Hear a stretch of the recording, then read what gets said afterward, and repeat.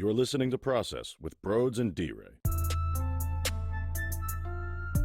What is going on, everyone? Welcome to episode 5 of Processed, and some juicy news came out over the weekend, which got me super excited to record this podcast. And it wasn't just that super juicy news. There was some ugly news as well, but it sparks conversation. The playoffs would have started this weekend, and it's a shame that we do not get to experience an electric Wells Fargo Center, and not just the Wells Fargo Center, but any arena out there. D Rey, it's very disappointing. Yeah, man, it's crazy. It hurts to hear. And the fact that you just said Wells Fargo, I completely forgot. Damn, we probably would have been opening them up first round. What can you do? Well, who knows if we would have been home for the first round for the first couple games. If we landed in that 6th seed, we might have been having to go on the road and play Indiana or something. Who knows if we would have started the season off in South Philadelphia? Nah, I haven't ended like that. I think we were 6 when the season got called. I guess is the best way to put it at this point, but I don't think they would have finished there. I think we would have finished high enough. I hope you're right. I would like to think that way too, but I remember how brutal some of those games were in the season, and you just never know. But I do agree, like, when you think about it and you process this team, they are better than the Indiana Pacers, right? I mean, they're better than the Pacers. Exactly. I didn't have the Nets finishing out like that. I didn't have the Pacers. The only teams that I saw that were ahead that were like, they seem consistent: Miami, Milwaukee, Toronto. What about Boston? You know what I mean? Boston was a coin toss. Boston was I don't know. Something always seemed kind of shifty or shaky about them. They're a solid team, but I just... Wow, a little disrespectful to the Boston Celtics. No, not no disrespect. I'm calling like I see it. It's just something about them just... It has like a real deck of cards feel to it, like at any moment, you know? But what if they have that royal flush? Oh, they can do that. They're Boston. They're lucky for that. You know what I mean? That's what they're known for. They're pulling that off. But it's just, I don't know. A part of it might be wishful thinking, too, at the same time. Yeah, I think that's what you're leaning towards. I'm not going to lie. A little bit of wishful thinking there. Yeah, it's a shame that we don't get some playoff basketball. There's something to be said about the way that I pace around the room during a playoff basketball game. I can't sit down. It's very similar to how I feel on Sundays with the Eagles. It's the third quarter, fourth quarter, and my heart starts racing. I get this oozy feeling in my stomach. When it's playoff ball, I mean, I'm standing in front of my TV 2 inches away trying to like read all the plays and the defenses. But then here comes the commercial. I got to pace around the kitchen. I'm stomping. I can't sit still. That's what makes it so exciting, man, because you know how high the stakes are. And it might be a series, but like those games just hit different. They just hit different that time of year. You know what it is? When you watch regular season ball, it's up and down, it's back and forth, and it's fun. Don't get me wrong. This is possession by possession, dribble by dribble. And I watched the 82-game regular season that way. But as you stated, it hits different when it's the playoffs, and that one possession that happens in the third quarter, that could be the difference. Because what if that one possession you mess up, there's that 18-6 run, and boom, before you know it, with the blink of your eyes, that's the game. Exactly. And that time of year, you're not playing with teams that are just letting those type of things slide and not care about it. Every team that has that happen to them care because they had to fight all year to get there. Playoff basketball, you hear a lot of people straight up say they don't watch the NBA throughout the regular season. Man, you aren't some of them people, but some people really don't pay attention throughout the regular season. But come playoffs, like you said, their eyes are glued to the screen. As they should be. And it's a shame that we do not get to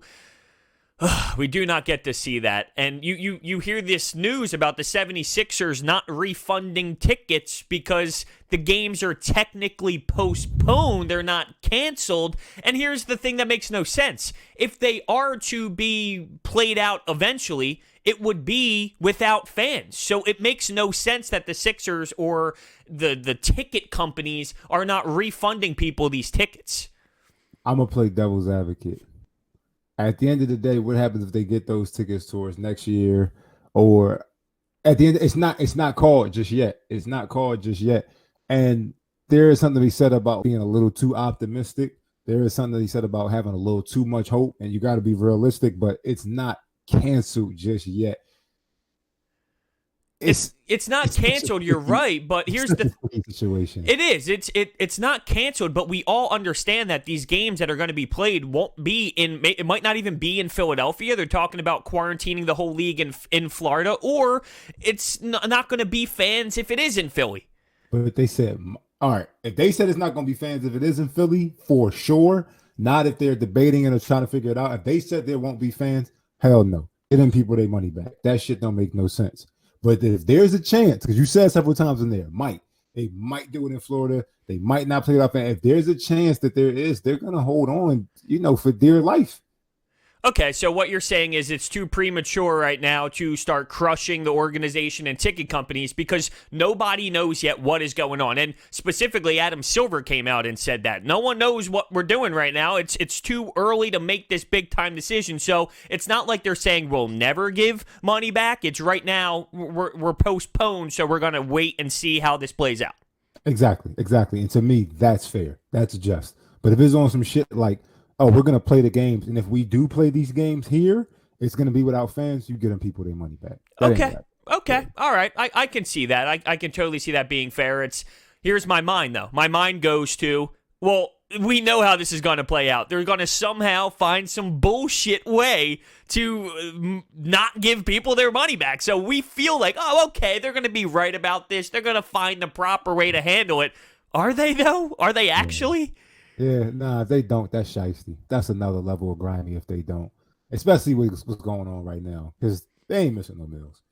What I mean? Like those people, they're not missing no meals. It's the people who spent their money on, season tickets, or they had a couple games lined up for somebody special in their life or something like that. That's what that type of money is about. So you don't do that to people. But it's not final. Right, it's not final. And speaking of finals, and speaking of Michael Jordan, even though nobody was actually speaking of that. That was my probably worst transition we've ever had. Hell of a segue. The MJ documentary drops. We're recording this on Sunday morning to put out on Monday. So it drops tonight. It's going to be late night, and we didn't want to record and talk about it for tomorrow because not everyone can see it instantly tonight. It gives them a couple days to DVR it and watch it, and then we'll talk about it on the Thursday pod.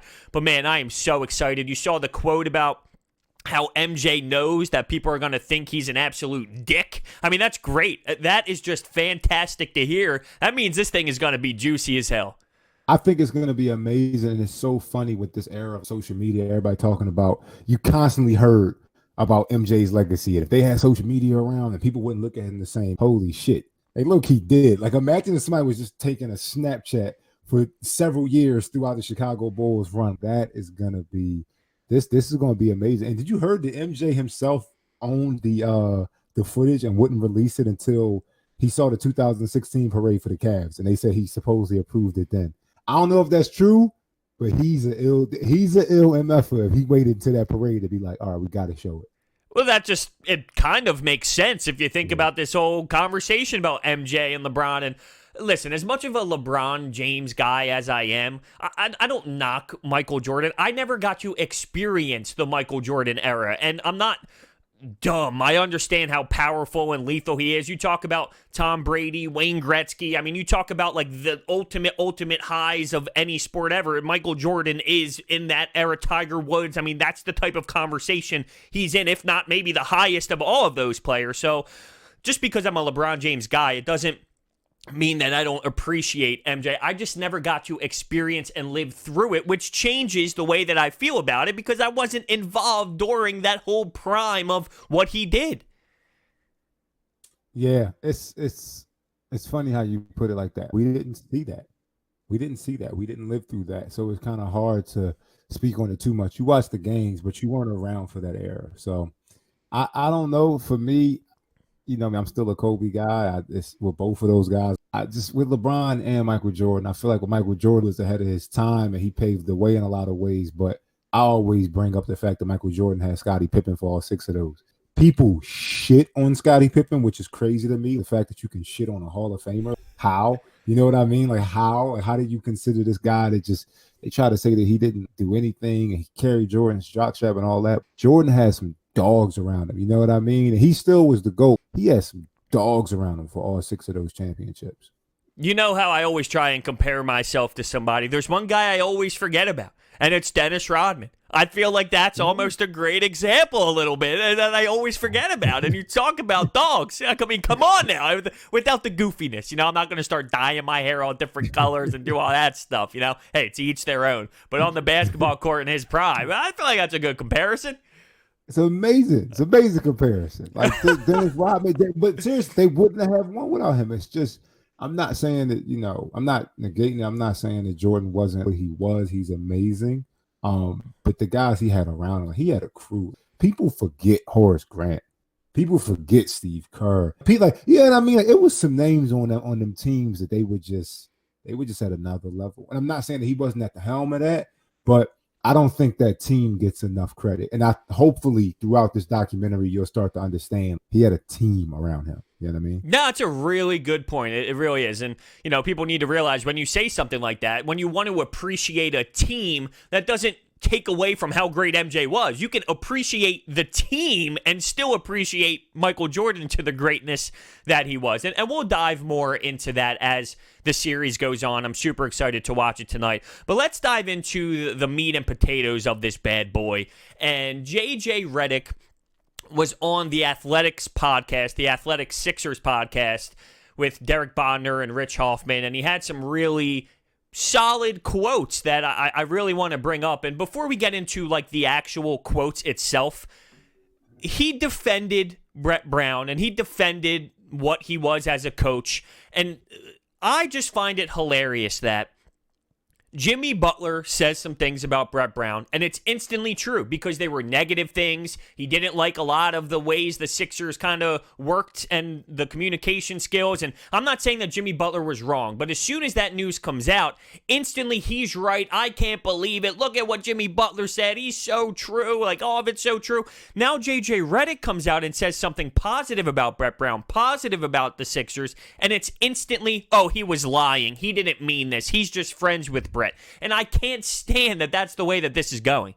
Yeah, you can't have it both ways. And that just goes to show, like you said, you just have it out for Brett Brown. You know what I mean? If somebody says something bad and you're like, yeah, I told y'all. But then, like you said, somebody says something good and it's like, he's lying. Your mind's already made up. You weren't listening with an open ear. You were listening to critique. And I trust JJ Redick's, feelings about Brett Brown. I guess the best way to put it, from an analytical standpoint, a logical standpoint, he deals with it how he deals with it, but his feelings towards him as a coach and as a man, I trust that. This is a guy who's been in the league for 14 years. He's seen some assholes. He's seen some bad coaches. He's seen some wild teammates. So for him to kind of be the middleman between the two, not necessarily liaison and messages, but their message, just kind of hearing both of them out, I trust JJ Redick's verdict on that.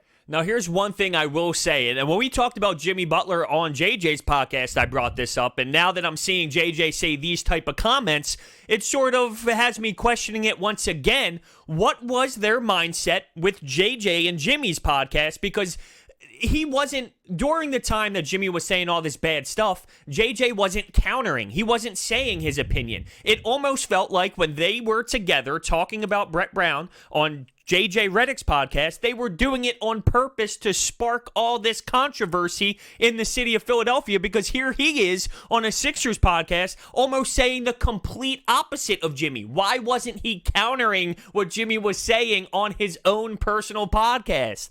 Because I don't think it was an opinion thing with that. I think with his own personal podcast, he was asking Jimmy. He wasn't really asking to give his feelings back. It's like, I'm asking you how you feel. At the end of the day, me and you doing a podcast, we was both in Philly last year. If we don't talk about it, it's crazy. He kind of, in a way, as a friend, just let him vent. That's how you feel. He counted him a couple times saying, I don't necessarily agree with that, or I see what you're saying. I think that's why I trust him. He seems like a very level-headed dude, and he seems like the guy who's not going to really sway one way or another from an emotional standpoint. He's looking at the logic.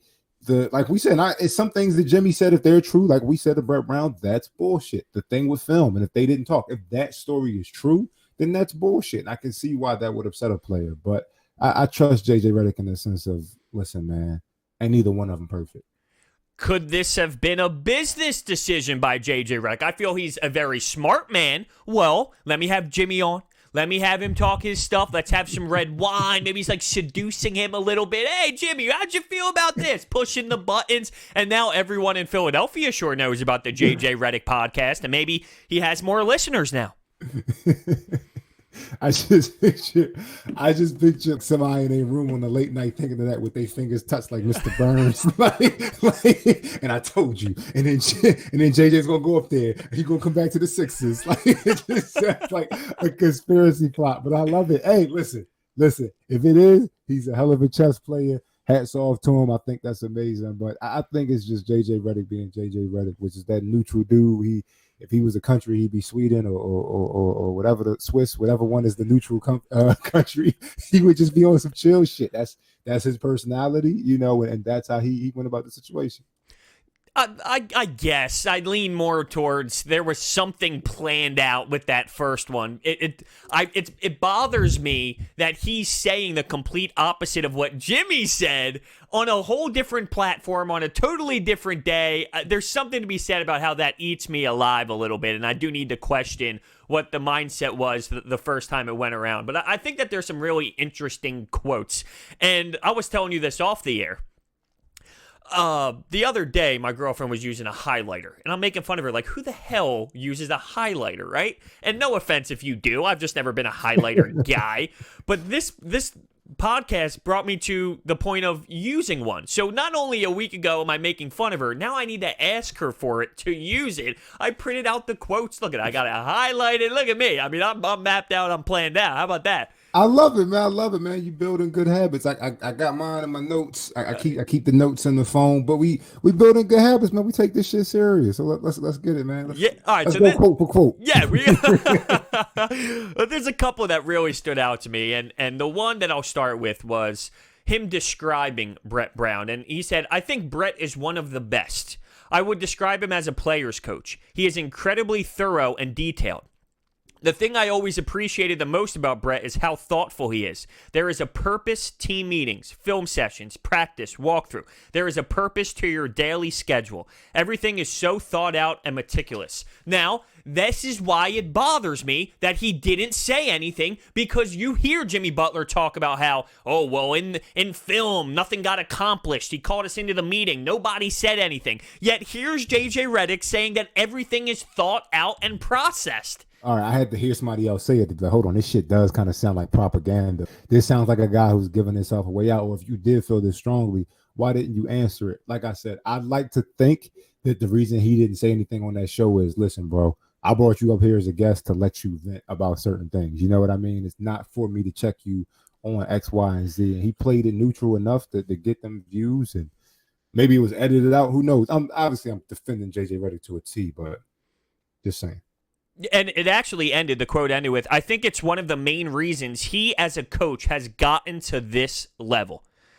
I mean, really, you're talking about a veteran who has had a ton of good teams. He's been in the playoffs every single year except for this one against the New Orleans Pelicans. So that's pretty crazy. He's been on successful teams. He's been a part of good squads, and he's seen good head coaching. There is something to be said about a veteran who's been around the league praising Brett. Now, there's one thing that is in my head when I talk about this. We talked about it before, actually, the dribble handoff and how much that JJ Redick got to shoot the ball, and the offense, it was clearly generated through JJ Redick. And I wonder if that skews his mind to thinking, man, I really love Brett Brown because he got the ball a lot. He got to shoot a lot. He had so much freedom. It was really all about him at times in that offense. I got to say this. If that is, then we have to take that same skew into account with Jimmy Butler. Because if that is the case, and you're a guy who was getting the ball and you like it, like we talked about Glenn Robinson on the last one, and we talked about his performance, yeah, that might kind of play into the fact that you don't necessarily like that. But if Jimmy Butler or JJ Redick, they ain't got no excuse. We both said last time, Jimmy Butler had the ball in his hands a lot when they switched to the playoffs after asking for it. So he did get it. He just didn't get it when he wanted to. So I think if we take into account that JJ Redick might be more biased towards liking him, we got to question why Jimmy Butler didn't feel that same way and why that really counts for, some propaganda. But he straight up said, he said in the interview, that the article we're talking about, he straight up said, I would love to play for him again, which is crazy. That's crazy to me. Not because it's like, oh my God, how could he or anything like that. It's just for him to flat out say that kind of lets me know, listen, he's cracking the door. You know what I mean? Philly, if y'all ever need me back, anything like that. And We could use him. You know what I mean? We could use him, but we need somebody else that's going to play a little more defense too. That's interesting. I never thought about him as him somewhat making a business decision throughout this podcast. Hey, maybe I say something and then Elton Brand calls it. Maybe he doesn't like what's going on in New Orleans, and we relate this back to him enjoying how the offense was ran with him. But yeah, you have somebody literally saying, I want to play for Brett Brown again. That's saying something. And I think we need to be clear. Well, I'll say this for me.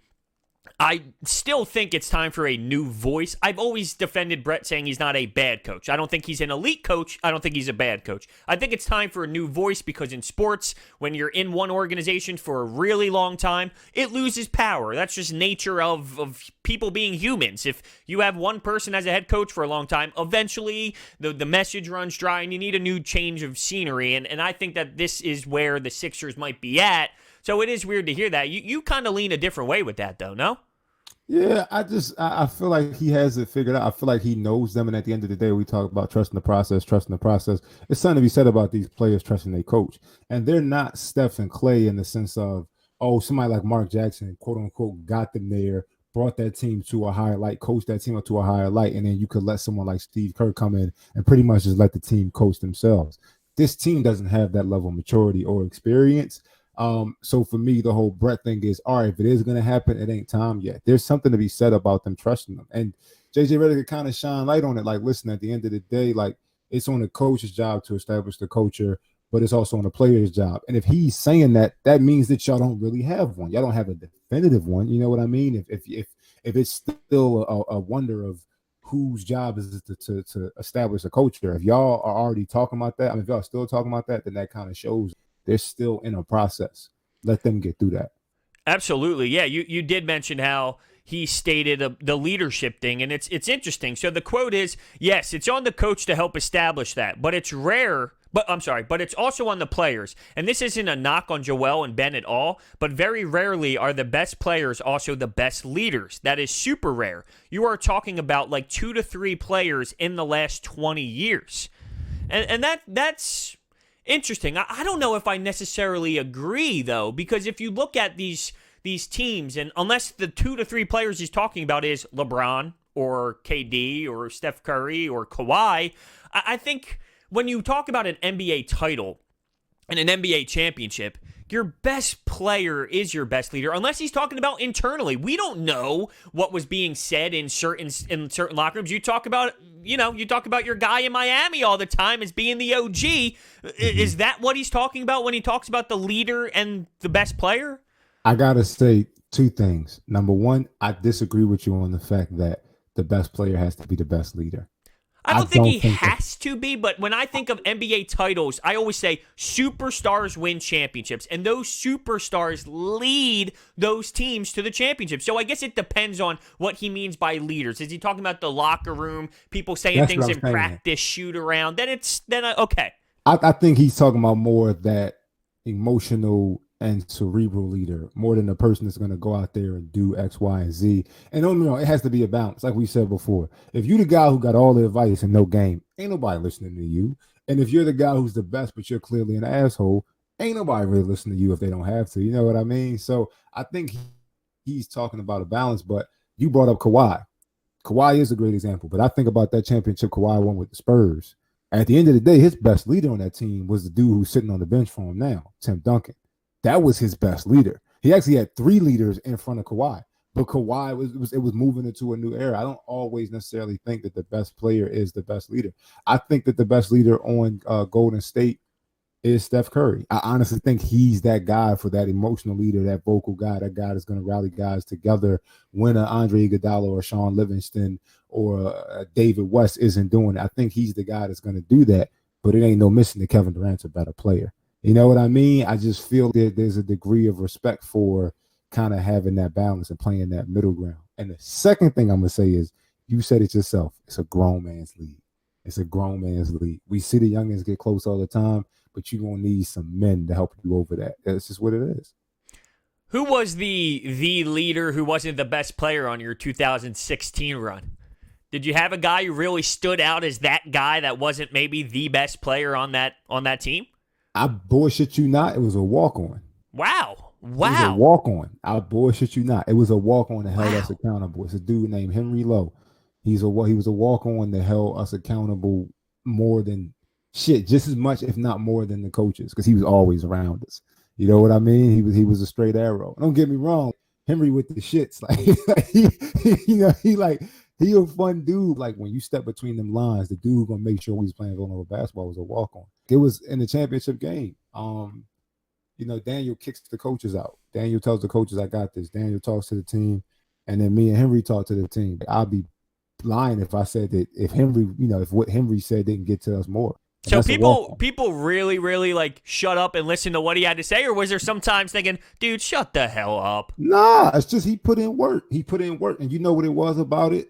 At the end of the day, and I hope we see, it's another thing I hope we see throughout the MJ documentary, and it's something to be said about role players and stuff like that.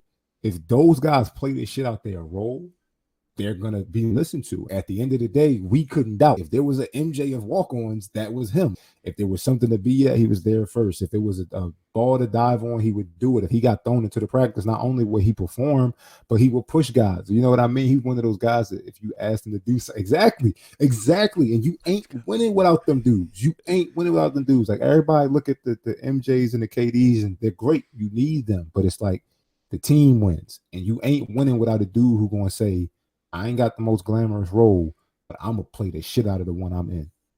That's really interesting to hear that. Out of all people, it would be a walk-on when it comes to a vocal leader and all. No, really. I mean, I would think it would be maybe more of, someone in your role where it's not, I'm this guy who logs 40-something minutes a game, but he definitely adds a lot on the floor and adds a lot on the court. But everybody. To win a championship, you need everybody pulling that same direction. All it takes is one asshole. All it takes is one dude who don't like the scheme of the team. And they start pulling away, and then shit going another direction.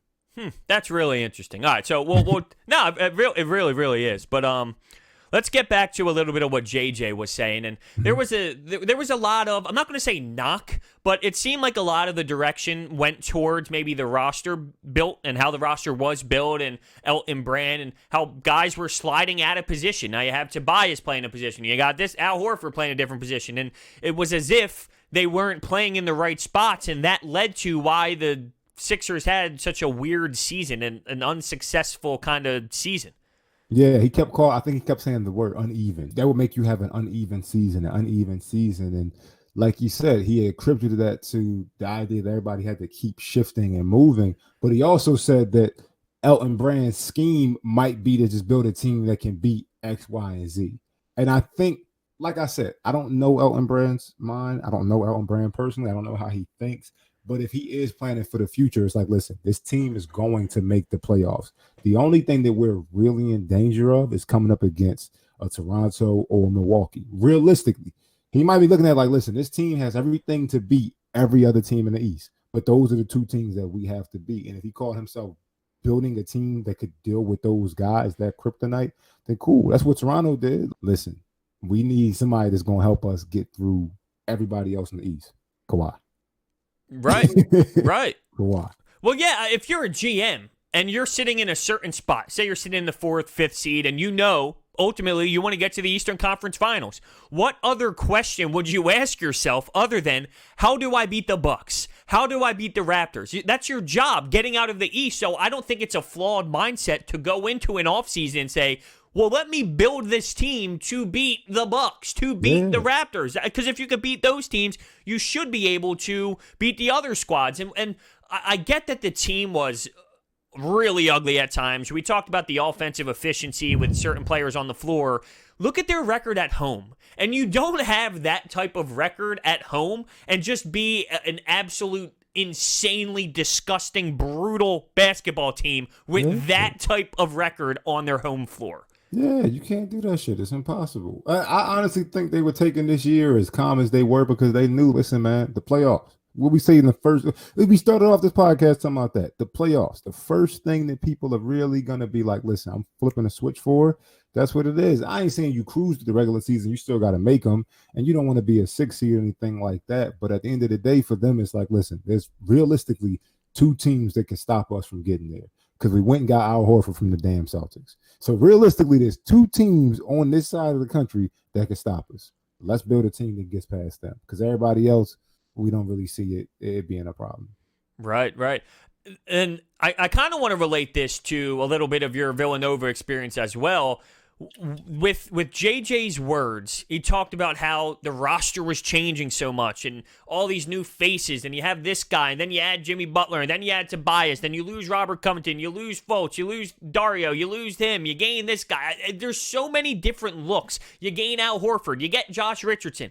There's so many different looks to this team. Have you ever experienced a time where you realize that a new player in the rotation changed things up? Like, have you personally experienced change so much that it affected things a lot?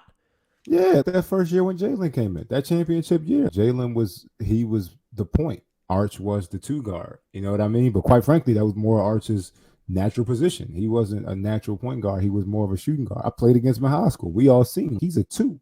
You know what I mean? He plays like a two guard. But if you got to bring the ball up, like I said, at the end of the day, you might be good at that. You might be able to do that. But the best thing you do is scoring the ball. Get him off the ball. You know what I mean? And it was his ability to adjust to that and be like, all right, that's what it takes to keep it moving. But I feel like that always happens when you're trying to build a winning team or winning culture. Ask anybody in the San Francisco area, when you thought 10 years ago, I told you in 10 years, the Golden State Warriors going to have X amount of rings. Did you think Monte Ellis wouldn't be a part of that? Right. Like, did you really think Monte Ellis would be? Did you think David Lee wouldn't see that all the way through? You know what I mean? Like, that's just how it is, man. Everybody ain't going to make it. It's about finding that mix of players that play so well together and complement each other that are going to get you there. Well, it's not an excuse to the organization, but I do think there's something to be said about how much this thing has changed. You talk about finding the right pieces, and I do think that that's true. But with the Sixers, you can talk about how these roster changes weren't just, hey, let's find a sixth man or a seventh guy to kind of fix that bench. Huge pieces and huge starting rotation changes and midway through a season, and then you got 20 games left until the playoffs, and you got to figure out how Tobias will work with Jimmy. I mean, these are monster changes. This year, though, you had all season long to work with Al Horford, and it never got figured out. So, like I said, this isn't an excuse, but I just think it needs to at least be looked at logically when it comes to how significant these monster changes were for this team. No doubt. No doubt. I can't even argue with that. As you said, I'm starting to think of the starting lineups. I think of the Markelle Fultz. I think of the Jahlil Okafors. It's been some pieces that have been, all right, we're going to stake a lot on this piece. And then it didn't turn out like that. But the shit's all a gamble. You know what I mean? And I know I play devil's advocate for them a lot, but this shit's all a gamble. Ain't nobody really got it figured out. And if they say they do, they bullshitting. Yeah, I mean? Everybody, every day in sports, like, all right, what went wrong and how we going to fix it? You know what I mean? Somebody thumb messed up. Somebody injured. This guy not happy with his role. That girl isn't, happy with how many shots she's getting. That shit, you constantly have to just make adjustments. And it's really about the team that can keep doing that and keep kind of figuring out that combination that's going to work, that's going to win. Yeah, the best thing that I think about when you mention how people claim they have it figured out is Danny Ainge. Like, this narrative that dude knew that the Fultz thing was going to happen, and then come on, we were taking Tatum the whole time. Oh yeah, you really had that all figured out. That was luck as hell. Yeah, it's luck of the Irish. Luck of the Irish. I'm not saying that. Don't get me wrong. You don't make it to that position without being a smart guy. Danny Ainge is a smart guy, but to act like Danny Ainge got some fucking crystal ball that, showed up as Markelle Fultz's shoulder one day, he was like, oh yeah, we're going to spend this shit. Like, come on, man. At the end of the day, it's like sometimes you get some. You work your ass off, and sometimes you get some, and you take the mix of them, and you hopefully win. Fultz balled at Washington. He balled at Washington at 20 points per game. I mean, the kid was special as hell. What the hell happened? Effortless. What happened? The world may never know. Yeah. That is funny. I want to go back to the position thing when JJ mentioned the positions, and he talked about how guys are sliding in certain spots. Yeah. Do you think any of that was towards Ben Simmons? Yeah. You do? Hell yeah. See, I didn't think that at all because to me, I think he is a point guard. So do you think that JJ's saying maybe Ben's not a point guard and he's playing out of position? No, I think for somebody like JJ Redick to see him perform as a point guard in the half court, it's like, he might have to get you off the ball. You know what I mean? Like we've all said it before, and he's gonna get better with this. He's a young point guard. And I think we take the 6'10" and the skill and the draft pick, and we take all that and we bunch all that information up and forget that this is still a young point guard in a league that, quite frankly, at the point guard and 2-guard position might be the most ill. Like you think about it, there is no night off for somebody defending a point guard or 2-guard in the NBA. Every team you play is going to have somebody ill. You know what I mean? You go to OKC, you got Chris Paul. You go to the Rockets, you got to deal with whoever's bringing the ball up, Russell Hart. You know what I mean? There is no night out for that point guard / 2-guard position. And sometimes Ben Simmons wasn't the best at that. Put his ass at the 4, put him inside. But it's like, how do you get him off the ball after him being on it so many times? I'm so torn with that. I really am, because I do see him as the screener going to the basket, and I'm like, damn, he is really being effective. But if you're going to talk about him being a 4, his job now is the 4. That's what he is. No longer the point guard. You get a Josh Richardson runs the point, or whoever, Shake Milton runs the point, and you have Ben Simmons as the 4. In this league, you need a stretch 4. Like, I just feel like you need a stretch 4. And if he's going to start knocking down those shots from 3, and that's going to be his job, well, then if that's the case, then he can play point guard again, because then he can knock down the 3-pointer, and there would be no reason to take him off the ball. So that's why I'm so torn on this when it comes to Ben. I think he is a number 1. How do you take the ball out of his hands? How?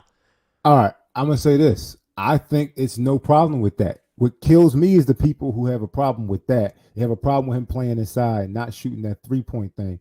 But then they get mad at Joel Embiid for stepping out there as the quote-unquote 5 and taking and making that shot. And is he taking and making it at the same clip as Clay and Steph? Hell no. You know what I mean? He's not Harden out there. But the fact that you can step him out and you don't have 2 6'10" guys clogging up the lane for everybody else, how can you negate that that's important? You can't have both. Either you don't want Joel Embiid to shoot threes, or you don't want Ben Simmons inside. You know what I mean? You can't have both. You really have to choose. I don't know how you can be an NBA fan and think that centers can't shoot threes. Those people have to be 70 plus, exactly. 70, 80, 90. There are times where, and this is anybody in the NBA, they shoot a 3, or Joel Embiid shoots a 3, and bad shot selection. That's part of basketball, where, maybe you shouldn't have taken that one, right? I mean, that happens all the time. But in this league, that's what makes Joel Embiid special. The reason why he's such a big-time force is because he has that threat to shoot the 3-pointer. I mean, it blows my mind that people can't see how important that big man shooting a 3 is, and he leads the league in post-ups this season. He leads the league. Now, that says, 1, the league doesn't post up a lot, and 2, maybe if he's posting up at almost right inside the 3-point line, technically that counts as a post-up. My point is, what classifies as a post-up. We don't really know that definition, but all I know is everyone is the same playing field, so whatever they use for Embiid, they're using for all the other big men, and he leads the league in post-ups. That says something. Exactly, bro. Exactly. People ain't gonna be satisfied till we get a chip, and I get that. Like, if you are gonna bitch, look at the facts. You know what I mean? You can't get, like I said, you can't get mad at one guy for staying inside. Then it's like, oh my God, the lane will be clogged up if he's in there. All right, well, imagine if it's 2 of him in there. That's why the other guy steps out and shoot 3s. That is the guy. But I don't know, man. It's stressful. We just 2 guys talking. It's It's 2 guys talking shit. And guess what? The games aren't even going on yet. I mean, imagine how great it's going to be, or frustrating to hear certain things, or fun if they're winning basketball games when there is hoops to talk about. I mean, we're going to be on a I don't know, an emotional roller coaster, if you will. I hope not, man. I ain't saying I hope this year is just smooth sailing, because at the end of the day, you got to be battle tested when you get to the playoffs to win. I hope this year isn't as rocky as last. Because I will admit, it was some times last year. When you say this year, you're talking about like what this is upcoming season. Okay, so upcoming season. The NBA season ain't coming back, man. Well, I do agree with you, but you're hearing Adam Silver kind of keep the door open. I honestly have no clue. I wonder if, because I saw something about WWE being labeled as an essential business in Florida, so because of the rules, they can do certain things in certain areas, and you're starting to see these sports franchises somewhat going down that road, and there's being meetings discussed between a lot of respected guys, so I just don't know. I lean towards you're probably right, But what if by July they can get something done in one specific state and quarantine people and get it done without any fans? I mean, I don't know. I hope you're wrong, but I can see you being right at the same time. This is just a mess. It's just a mess. It's ridiculous. It is. It is. I don't know either. All right. Well, anyway. So to kind of summarize JJ Redick, I think that it's important to look at what he said, and you can't just throw it away because it's positive stuff about Brett Brown and the Sixers. Jimmy Butler, like if I'm going to say there's value in what JJ Redick's saying, I'm also going to claim that there's plenty of value in what Jimmy Butler said as well. I think he had a lot of things that made a lot of sense, and when he claimed that there was a lot of noises, JJ also he agreed with and said, yeah, there are a lot of noises in there. There is something to be said about what Jimmy Butler was saying about the Sixers. If you agree with what Jimmy Butler says, you can't just not look at what JJ said, and you can't just say he was lying. There's truth in both of these scenarios. Yeah. Like you said, you can't take one without the other. And the same way that you can't just say, oh, it's all bullshit that Jimmy Butler said. It's like, all right, well, are you saying it's all bullshit what JJ Redick said, and he's trying to look out for his job? You can't take the yang without the yang. And I think you're right. I think there's a middle ground between some of the stuff Jimmy Butler said, but I think JJ Redick was spot on with a lot of what he said. Do they have their own interest and their own bias? Probably. JJ Redick said he wants to play for him again. Jimmy Butler said, I'll never be back in Philly. At the end of the day, they're people. They're people with jobs, and you got to take that into account too. But who the hell knows? Yeah. I feel like it's in the middle of both of them. Right. I definitely agree with that. It seems like JJ, though, leaned more towards maybe the growth of Joel and Ben Simmons a little bit, which is what we've been saying for a long time. There is a big-time development that has to happen with these stars to really bring them to the next level, and the roster. It seemed like if there were two issues with JJ Redick, and one of them is more of an issue than the other. The development thing, that's the nature of the beast. That's called human nature and growing as a player in the league. But if there were two issues, it seemed like roster construction wasn't a problem. And I wonder if there is some sort of emotional tie. Maybe he feels disrespected that he wasn't brought back, knowing they needed a three-point shooter. And in his own podcast, he stated that he knew when he wasn't going to be signed back, because him and Elton had a conversation during that playoff time. And then the other issue was the Ben Simmons and Joel thing. But what do you think about it? Do you think that there's something to be said about the way he feels emotionally not being brought back, and that's why he brings up the roster? Hell yeah. It's like I said, they're human. I don't want to act like they would just deal with everything in ones and zeros. There's definitely the emotional component. I don't know how much that really played into everything he's saying, but to say that that's not a possibility, that some things were kind of brought up. All right, why didn't you bring up the good stuff? You know what I mean? JJ Redick said in there, he kept using the word culture. It was a good culture. It was a good culture. It was weird because right after that, he said that they're still trying to figure out the coach. It's on the coach to build that, but it's also on the players. But he said, from what I saw, it was a good culture. Jimmy Butler didn't bring that up because at the end of the day, he's like, I'm not up here to make them look like good guys. I'm up there to make them look like assholes because that's in my best interest. Does that make Jimmy Butler an asshole? No. Does that make the Sixers good guys? No. You know what I mean? I think it's a bunch of people just trying to figure shit out. You know what I mean? And sometimes it don't work. But I can imagine for Jimmy Butler, if that was the truth of somebody saying, can you control him? That is something that, hell no, I don't want to be a part of this anymore. And that would leave a bad taste in my mouth too, if that's true. Right. The big if. Yeah, the quote about the culture. I would say in my 2 years there, we did have a good culture, a really enjoyable culture. 2 of my most enjoyable years of my career. But I can't not factor in the point that he shot the ball a lot. He had a ton of freedom, the dribble handoff. So, yeah, I mean, if I was on a basketball team and I was able to jack up 3 billion threes a night and be able to run all around, I would too. I would absolutely too. You'd be crazy if you didn't. I know. And there's one more that I thought was really interesting. Man, I'm really, can I read? It's been a while. You good. Sometimes things maybe just don't work. But in my time there, I think we accomplished a lot. And I thought we were so very close to getting into the conference finals and really having a chance to win last year. So he felt like that team really could have made it happen last season. And does something have to be said about the Warriors falling apart and crumbling in the finals? I don't know if that Sixers team last year would have been able to beat the Warriors, a healthy Steph Curry, Klay Thompson, and Kevin Durant. but you play the cards that you're dealt. If that's what happened, yeah, it's possible they could have won. I mean, shit, I got to be honest with you. I think we're a triple dunk away from the conference finals. You know what I mean? Now, does everything on the other side of the world happen the same way? Not necessarily. You know what I mean? It's the butterfly effect. You change one thing, you change another. You know what I mean? It could have very well been KD was healthy, and that was nothing. But we all know it would be a much different conversation if we were here saying the Sixers were the finals runners-up last year versus we got triple dunked out the way by Kawhi. Right, and that photo was actually photo of the year, I think. Yeah, that was a tough photo, man. Like it was hard. It's brutal as it hurts emotionally.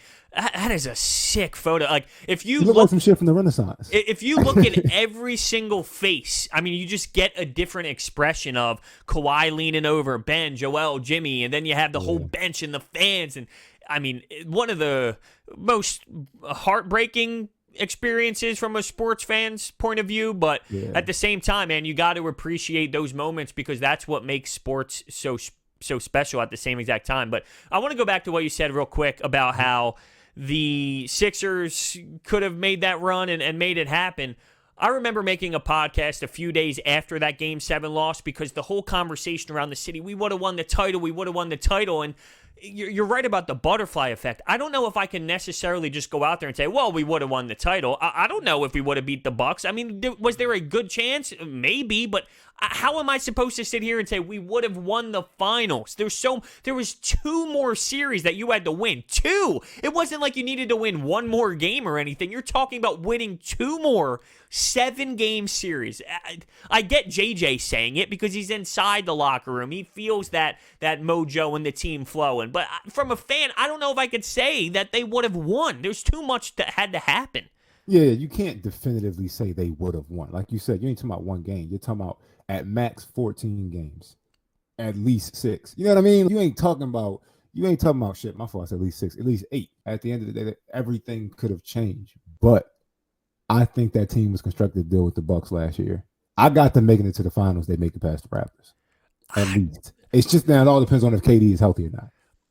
I get what you're saying, but I feel like people forget about Greg Monroe and Amir Johnson's your backup 5. Like, it was ugly. Joel Embiid leaves the floor and they go minus 280 as a team within 3 seconds. I mean, it was so bad with that bench last season. I'm not saying it was impossible, but I just feel like because we're so removed from the situation, people forget about how bad the bench was. And Joel Embiid was sick one game and not sick the next game. It was a lot of different factors going in there. But, listen, I'm not saying it couldn't have happened. It definitely could have. But listen, here we are. So anyway, I think this is a good time to end episode 5. Episode 5 already. How about it? Hey, man, we're moving. We are moving. I can't wait till actual basketball is on, but we're moving.